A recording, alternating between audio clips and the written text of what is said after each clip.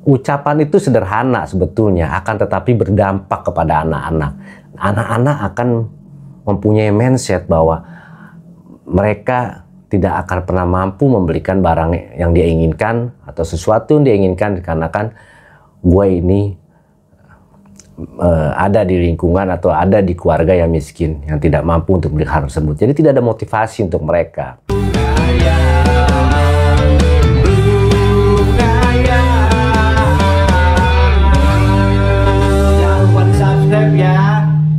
Kebanyakan para orang tua selalu menginginkan anaknya untuk lebih pintar dari dia, lebih kaya dari diri dia. Akan tetapi banyak kesalahan yang tidak disadari dari budaya mereka mendidik anak, dari budaya mereka mengajarkan setiap hari berkomunikasi dengan anak, menuntut anaknya untuk rajin belajar, menuntut anaknya untuk menjadi anak yang pintar. Akan tetapi informasi dan mental anaknya mereka lupa untuk membentuknya menjadi anak-anak yang bermental kuat dan anak-anak yang bermental kaya. Karena menurut gua untuk orang-orang yang ada di garis kemiskinan ya, karena gue pun sama dulu pernah mengalami kehidupan masa kecil yang memang tidak terlalu miskin ya, tapi gue ada di standar hidup sulit pada saat itu. Orang tua gue pegawai negeri. Pada saat itu pegawai negeri pada tahun 90-an, 80-an, 90-an sangat kecil lah untuk gajinya. Dan kadang gue untuk bergaul saja, bersosialisasi di lingkungan pergaulan berteman, pernah ngerasain minder juga dikarenakan takutnya untuk tidak diterima di lingkungan berteman gua ya. Tetapi karena memang gua termasuk tipe yang tidak pernah peduli dengan hal anggapan teman-teman pada saat itu. Jadi gue cuek aja bergaul sama siapa saja. Karena memang karakter-karakter anak-anak tuh berbeda-beda. Ada yang memang tidak percaya diri dikarenakan memang karakternya. Tapi ada pun tidak percaya diri yang memang diberikan tanpa tidak sengaja oleh informasi-informasi atau peran dari orang tua. Banyak contoh lah. Bahkan saat ini aja pernah ya beberapa kali gue juga mendengar ucapan-ucapan seperti itu yang sebetulnya memang pada saat ini seorang anak tidak berdampak, tetapi biasanya akan berdampak nanti di masa depannya.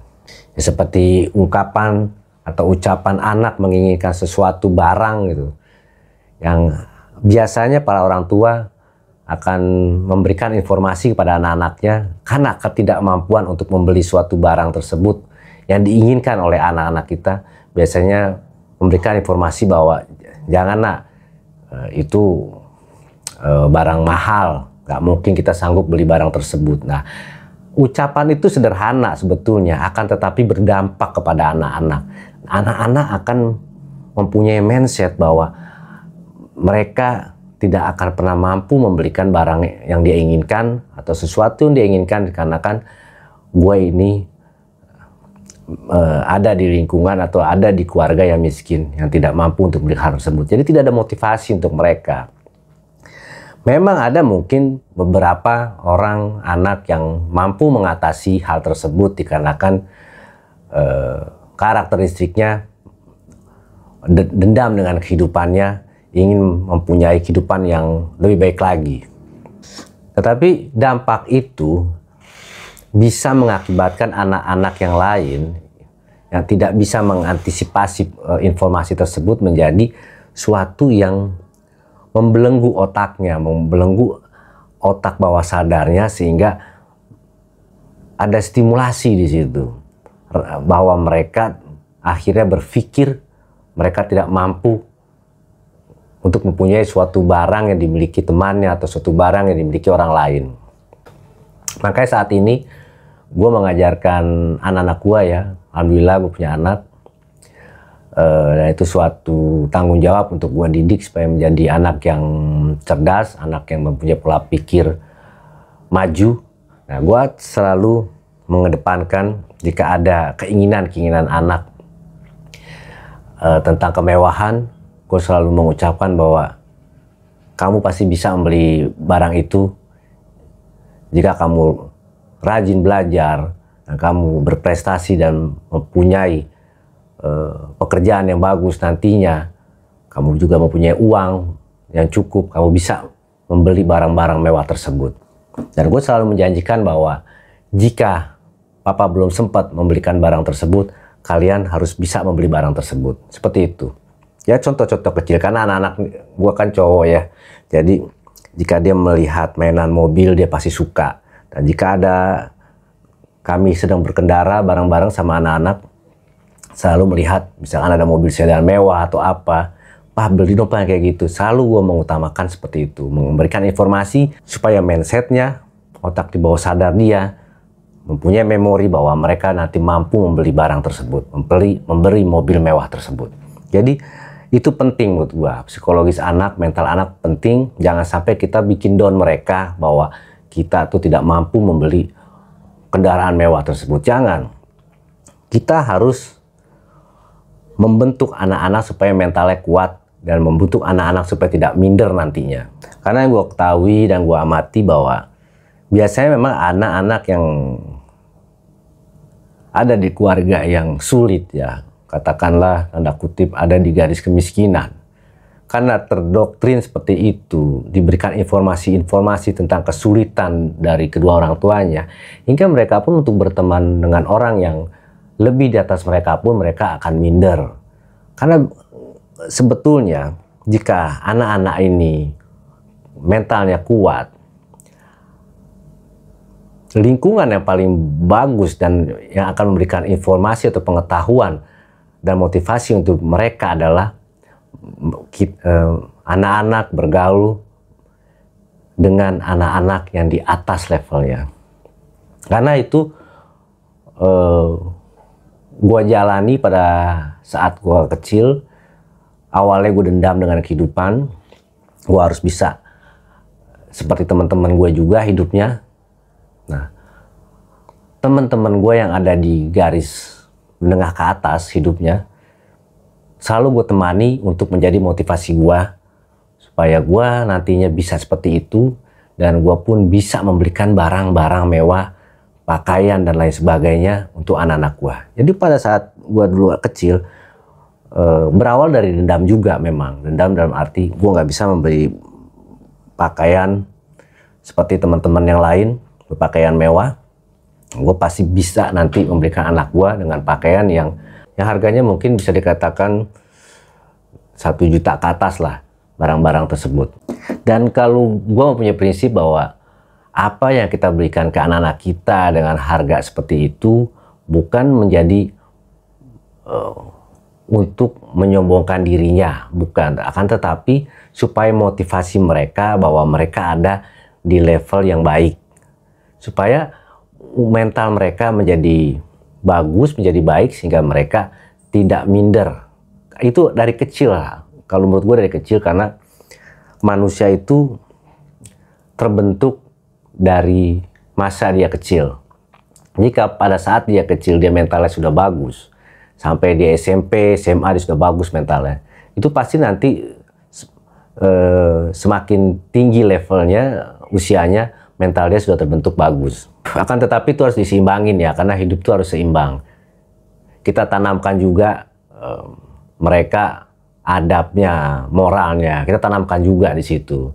Jadi biar mereka mempunyai karakter, tidak sombong juga nantinya. Mereka punya karakter menghargai kepada sesamanya, kepada teman-temannya yang ada di level di bawah pun mereka tetap menghargai. Tapi tetap kita harus memberikan motivasi dan informasi kepada anak-anak kita supaya mereka terbentuk mental yang kuat dan mental yang percaya diri. Karena inti dari orang sukses adalah percaya diri. Kalau kita tidak mempunyai kepercayaan diri pada diri kita, kita pun akan sulit menjalani hidup ini dan kita pun akan sulit mendapatkan kesuksesan. Contoh seperti ini aja. Kita pasti sering lah nonton di media sosial, apalagi sekarang mudah sekali sebetulnya untuk meraih uang ya, uang yang banyak tiba-tiba gitu. Yang penting mentalnya kuat. Kalau orang yang mentalnya nggak kuat, dia terjebak, mungkin terhimpit dengan ekonomi, nggak akan berani untuk melakukan hal konyol di kamera yang mempunyai obsesi bahwa memviralkan kontennya. Misalkan dia ingin membuat konten kreator supaya mendapatkan uang misalnya itu, dengan cara joget-joget dan lain sebagainya, gila-gilaan lah di konten tersebut untuk dia dapat mendapatkan uang secara mendadak gitu. Akhirnya kan viral kan. Nah itu kan nggak semua orang bisa seperti itu. Nggak semua orang bisa seperti itu karena membutuhkan mental yang kuat. Karena membutuhkan kepercayaan diri. Gue pun juga sama. Mungkin akan berpikir 2 kali dikarenakan nanti gimana teman-teman gue ngebully gue atau ngecengin gue gitu kan. Nah itu memang memerlukan kepercayaan diri dan mental yang kuat. Yaitu contoh cara singkat ya, cara singkat membuat viral konten kita dengan cara yang lucu sehingga orang dapat terhibur dan mengetawain diri kita gitu karena tingkah kita dan lain sebagainya. Akan tetapi untuk cara yang lebih baik lagi juga sama. Jika kita bekerja misalkan, kita harus mempunyai kepercayaan diri kan, di situ kita mempunyai pendapat kita di depan umum, kita ungkapkan, mungkin ada momen untuk presentasi dan lain sebagainya. Itu kan diperlukan mental, diperlukan kepercayaan diri. Jadi tanamkanlah anak-anak kita suatu hal yang positif yang membangun mentalnya. Secara tidak sadar, otak bawah sadarnya menangkap informasi dari kita sebagai orang tuanya, informasi yang membangun mereka, memotivasi mereka bahwa mereka tidak susah, bahwa mereka bisa maju dan bahwa mereka dapat diterima di masyarakat. Jadi jangan pernah kita memberikan informasi yang mendoktrin mereka sehingga mereka menjadi lemah mentalnya, sehingga mereka menjadi tidak percaya diri. Dulu gue pernah ada di suatu grup band ya, pernah ada satu grup band sekolahan lah gitu. Dan gue pun ditunjuk untuk bernyanyi, untuk jadi vokalisnya.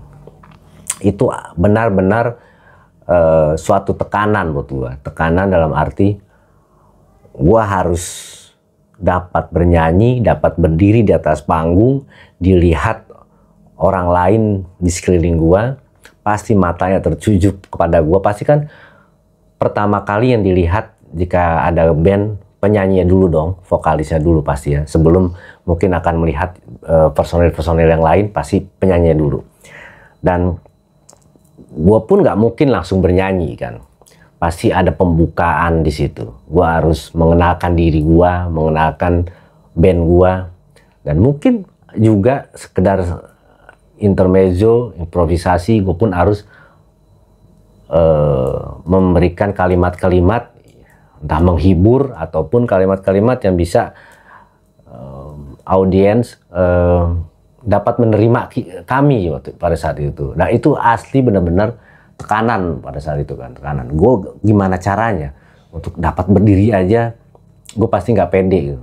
Gue nggak yakin dapat bernyanyi dengan baik jika gue grogi gitu.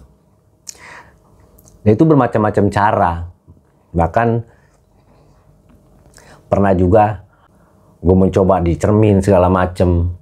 Dan gue juga akhirnya pernah juga mencoba untuk dilihat saudara-saudara gue dulu. Bagaimana gue bisa percaya diri tidak ditonton oleh teman-teman dan saudara-saudara gue yang nonton gue. Dan singkat cerita, pada hari hanya pun tidak semaksimal mungkin karena tetap masih ada rasa grogi di situ. Dan itu memang tidak mudah untuk menghilangkan rasa grogi kita. Padahal mungkin saja pada saat latihan sudah semaksimal mungkin bagus.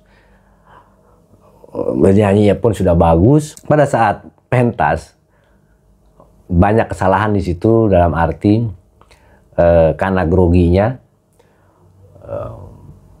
yang harusnya belum ref masuk, gue sudah masuk refnya dan lain sebagainya. Nah, makanya kepercayaan diri itu dan mental itu menurut gue penting untuk dapat menjalankan suatu momen apapun, maupun untuk kita berpentas, menunjukkan suatu keterampilan kita, apalagi untuk menjalani kehidupan ini, kita harus percaya diri.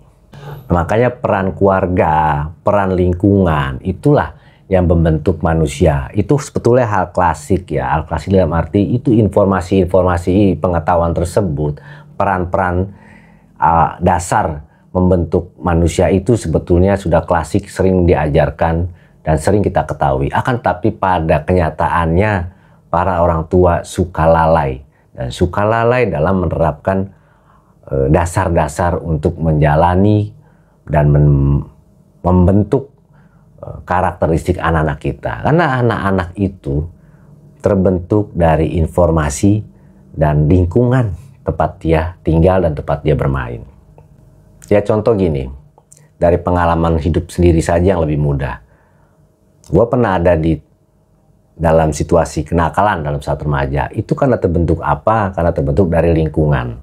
Tapi jika gue pindah ke lingkungan yang lain, karena menginginkan supaya tidak berkelanjutan gue ada di situasi nakal, gue pindah ke lingkungan yang berbeda, dan dengan mudahnya gue pun dapat merubah hidup gue pada saat remaja. Makanya ada istilah, dan kita semua pasti tahu istilah bahwa jika kita ingin pintar, kita bertemanlah dengan orang-orang yang lebih pintar di atas kita. Jika kita ingin kaya, kita bertemanlah dengan orang-orang yang lebih kaya di atas kita. Jika kita ingin pintar dalam beribadah tentang keagamaan, kita pun harus berteman dengan orang-orang yang paham di atas kita tentang agama yang kita jalani masing-masing ya. Dan memang seperti itu. Jika kita menginginkan suatu pengetahuan untuk diri kita supaya lebih baik, kita harus ada di lingkungan yang lebih baik daripada kita. Tapi kalau kita ada di lingkungan yang di bawah kita, kita pun akan terbawa arus dan kita pun akan ada selevel mereka. Makanya untuk anak-anak yang suka diajarkan mengikuti program-program seni, program-program keterampilan, ikut-ikut perlombaan, gue sangat mendukung hal tersebut, dan lebih baik jika memang mempunyai waktu pada orang tua, apalagi dan juga disupport dengan biaya ya. Ikut sertakanlah anak-anak kalian sesuai dengan minat anak-anak juga. Misalkan mereka ingin mempunyai keterampilan bela diri, supportlah mereka. Ingin mempunyai keterampilan dari segi musik, supportlah mereka. Karena itu melatih mental mereka, melatih kepercayaan diri mereka nantinya. Karena orang-orang yang percaya diri pasti akan mudah menjalani hidup ini dengan baik. Dan dimanapun mereka tinggal, mereka pasti mudah untuk beradaptasi, dan mereka pun pasti mudah untuk mengambil peluang-peluang dari segi apapun. Entah dari hal pekerjaan, atau dari hal bisnis, dan dari hal usahanya.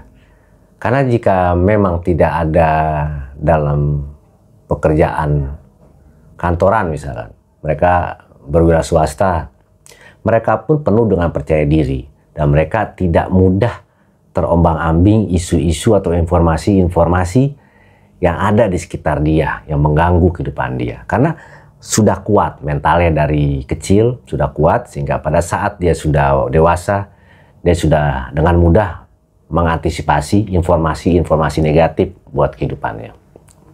Contoh apa? Contoh dalam usaha misalkan. Informasi-informasi jelek kan ini adalah budaya di lingkungan kita ya. Di budaya di masyarakat kita ini, apalagi usaha-usaha tradisional, toko dan buka toko, makanan dan lain sebagainya. Itu pasti ada dan selalu gue menemukan, entah usaha gue atau usaha teman-teman gue juga, dan mereka yang tidak percaya akhirnya terombang-ambing atau terkontaminasi dan terdoktrin dengan mudah mendengar masukan-masukan dari sekelilingnya tentang mistik. Jika usaha di sini pada saat ini sedang turun misalkan omsetnya, pasti disangkut pautkan dengan hal mistik, pasti disangkut pautkan. Akhirnya percaya.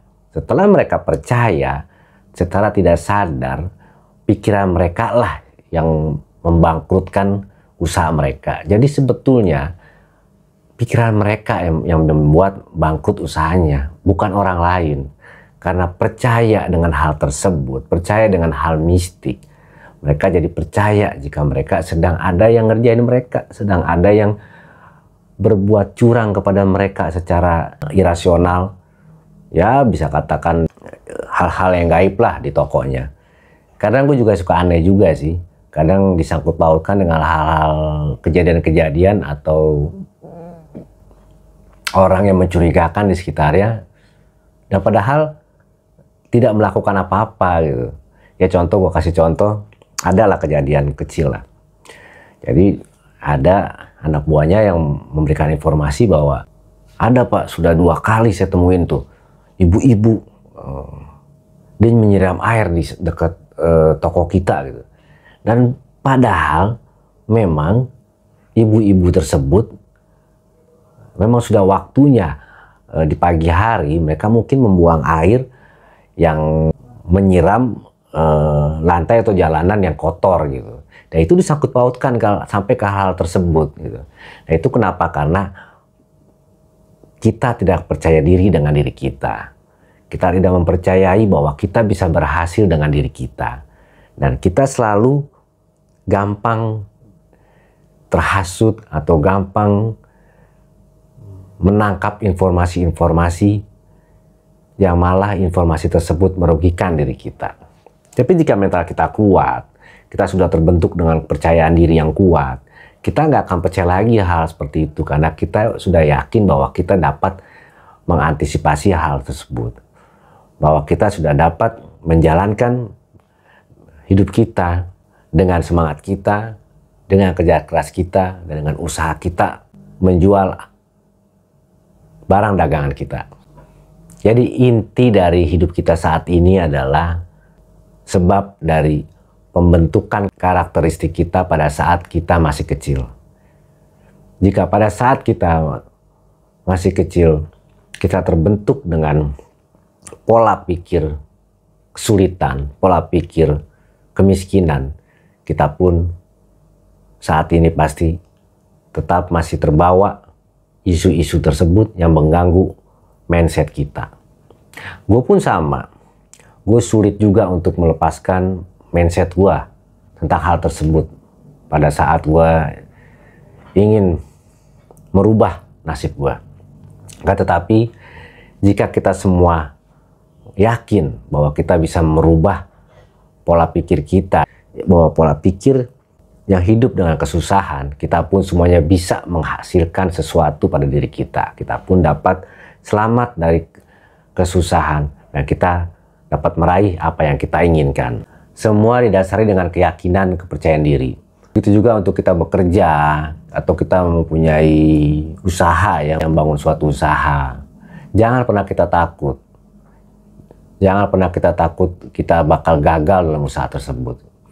Dan jika kita ingin bekerja, kita mempunyai pendidikan mungkin standar ya, atau mungkin nilai dari sekolahan yang kita tempuh nilainya pun tidak memuaskan. Jangan pernah khawatirkan hal itu karena banyak contoh teman-teman gua atau gua sendiri pun yang tidak mempunyai nilai yang fantastis pada saat sekolah, pada saat kuliah dapat meraih kehidupan dengan baik, menjalani kehidupan yang baik, yang bisa terlepas dari kehidupan yang miskin.